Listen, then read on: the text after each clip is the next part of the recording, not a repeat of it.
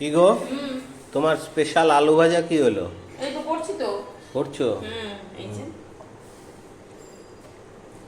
আজকে হচ্ছে অনুষ্ঠান বাড়ির স্টাইলের আলু ভাজা, কিন্তু দুঃখের বিষয় কারি পাতা নেই।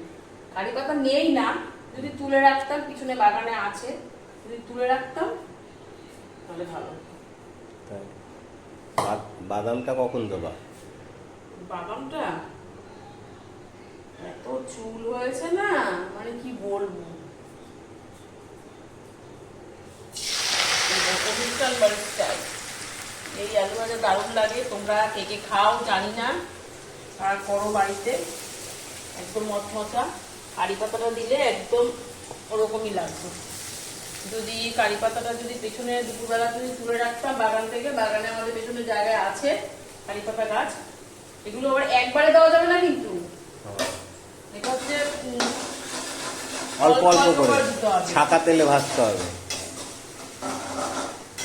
ছাকা তেলে ভাজতে হবে, এরকম করে খালি নাড়তে হবে।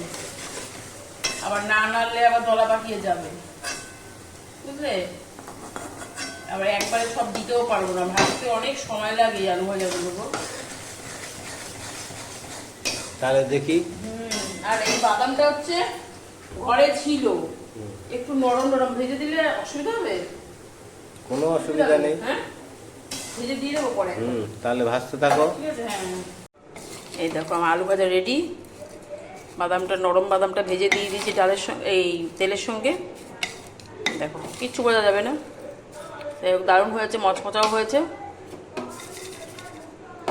যাই হোক, চলো টাটা, বাই।